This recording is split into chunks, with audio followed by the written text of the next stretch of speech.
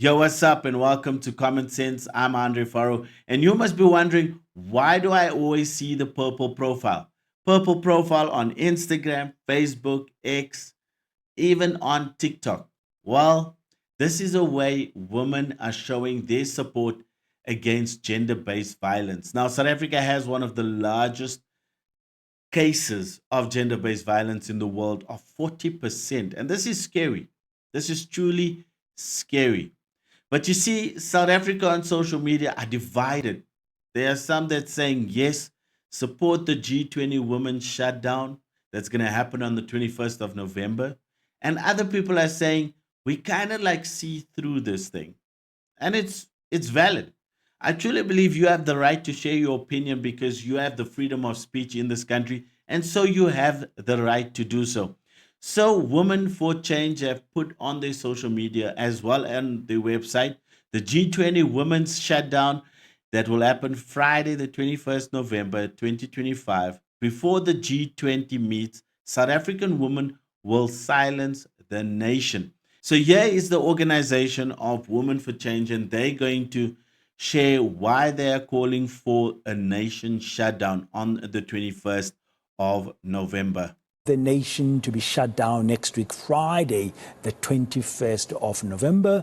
The timing it coincides as well with the eve of the G20 summit. Why have you chosen this time for this national shutdown? Thank you for having me. We've decided to do this the day before the G20 because we understand that the world's eyes is going to be on South Africa. I don't think there are enough eyes from the government and from the broader community on the scourge of gender-based violence and femicide. And this is a perfect opportunity to get everybody's attention on how desperately we are crying for help as women in South Africa. And I think also because the G20 is also going to be focusing on South Africa's economic status to some degree, we need to kind of make a statement that women impact the economy in South Africa more than I think anybody really realizes. And so there we have it. The Women for Change organization has shared their view on why they want to do this the day before the G20 starts. But South Africa, we are a nation that are always divided on social media about what is good and what is evil, what is right and what is left. And so people had to share their opinions. People had to say, you know what? It's all good and well for us to support. But if I do not put my profile picture as purple, you cannot crucify, because you do find people on social media that are crucifying one another if you do not support the Women for Change movement. You see why men will never take us serious as women? Do you see why? You couldn't just wait for one thing to be done. You couldn't just focus on one thing. With purple profile pictures, you were still being mean to Zinhle and other women. Zinhle is going through whatever she's going through, and you decided to be mean. All the mean people in Zinhle's comments are purple-hearted women, but you're saying that you're fighting for women. Hey, let's unite. Do you see why men will always laugh at us? Why men better say papa with this trend? Do you see why men say we're big here? Do you see why other women are speaking against us and saying that we're keyboard warriors? Because of women exactly like you. How do you go around while we're busy with this movement of being a unit? We are literally wolves disguising ourselves as sheep. No one is going to take women seriously with this behavior. No one. And being behind the screen and hiding behind profile pictures as the people make you seem as if you are powerful and you are for the movement, but you're actually not. You just don't want to be left behind. Now you must have a purple profile picture. You're not being forced. Only do it when you're a girl's girl and you know what we're fighting for. Other than that, just leave it. Leave it, really. I see now why other creators are angry and saying and calling out women and saying that we are keyboard warriors. I really see why. That's why Gutwa we're performing here. And so it's not just this specific, TikToker that is sharing their opinion. There's so many others. Let's have a look. An organization that raises awareness against gender-based violence in South Africa, called Women for Change, is calling for a national shutdown on the 21st of November 2025, the day before the G20 summit is being held in South Africa. And they're saying that femicide and gender-based violence is a matter of national importance and national emergency. They are demanding that gender-based violence and femicide be declared a national disaster, and the stats are supporting this call for action. But just because you put a purple DP, it doesn't mean you're actually making an active change, because it's very performative and you're just doing it for today. Tomorrow we'll still have the same issue. And other people are fighting her because they're saying, but bro, it's about unity and it's the intention to try and make a change. Even if it seems performative, the issues are not going to change overnight. Yeah, But exactly. we are trying to stand together. Just a heads up, you really don't have to announce that you're not taking part in the purple movement if you're a woman. You really don't have to announce it, okay? Because it's not like we all received personal invitations to participate, and some of us just heard about the cause, did a little bit of homework and decided that's important, and we're going to participate in the purple movement. But if you're not participating, making an entire video indicating that you're not participating, that this is what's wrong with it, and that women can cancel you now, is really just displaying your main character syndrome and your desperate need for attention, you won't be missed. Breaking up with someone because they didn't change their profile picture to purple is very valid. Do you guys take this thing serious? Like, is this serious, bro? Because we need real life solutions for real life problems. But people are talking about breaking up with people because they don't change their profile pictures. Like, what's wrong with people, bruh? We need solutions. First solution, stop pushing people away that are trying to be a part of this. People that are trying to help. Because at the end of the day, we need each other. You see, when your skin looks like mine, nobody cares. You can be lighter, you can be darker, it doesn't matter. Nobody cares. We have to care about each other. But it's giving white genocide type of vibe, right? When it happens to a certain group, genocide. When it happens to us, it's them killing each other, it's fine. But instead of us coming together and building and changing things for the better, because that's what we all need. We all scared of the same people. You know what, man? This is not worth my time, man. You know what?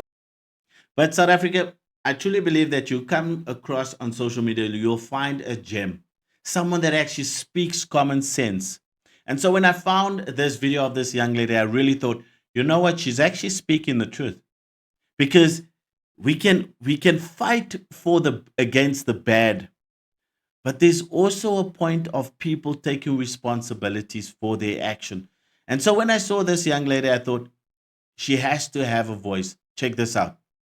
It's always women for change, but we are failing to guide women towards making choices that will protect their lives. When we come on here and try to show women the right way, when we tell them, preserve yourself, it's always, no, you're too serious, you only live once, life is too short, so is Nisha. Truth, until we say down with feminism, things are going to continue to get worse. And did feminists tell you to wear a G-string at the club if you feel like it? Feminists tell you to sleep around. Girl, you're still in your 20s, date whoever you want to date, sleep with whoever you want to sleep with.